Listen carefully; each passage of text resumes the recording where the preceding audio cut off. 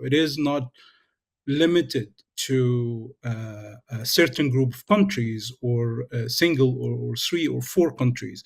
It is a global trend, and we can see that many states are using transnational repression to further crack down on freedom of expression beyond its own borders. It's China, Iran, Egypt, UAE, Russia, Israel, and many other countries. But for example, in the case of Egyptian journalist Basma Mustafa, who has faced physical assaults, faced smear campaigns, faced threats, and faced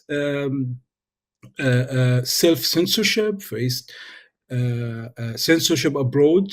So even though she left Egypt, where she was also persecuted because of her work, journalistic work, she's based now in Germany, even though she continued to face threats and even physical assaults. The Egyptian officials have been very clear that they would like to crack down on, or they are cracking down on freedom of expression abroad.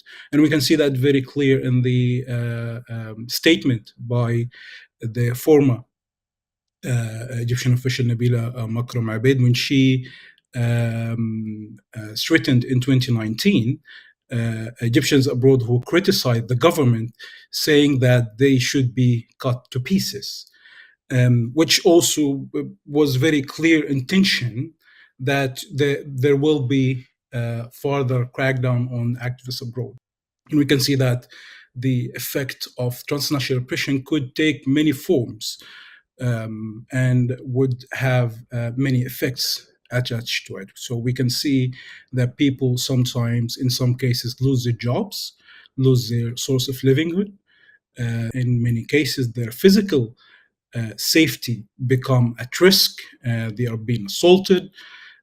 We, in many cases that we are aware of, we saw smear campaigns, online smear campaigns, digital threats, cyber attacks. We saw people who were forced to move home, to move their place, to try to move their kids from schools because of the threats that they have received. So that's why we see that the transnational repression had a far-reaching and chilling effect on freedom of expression, push many writers, activists, human rights defenders, journalists to self-censorship in many times. One would assume that we, as long as we left the country, so we would have the space, the safe space for in which we can practice our freedom of expression.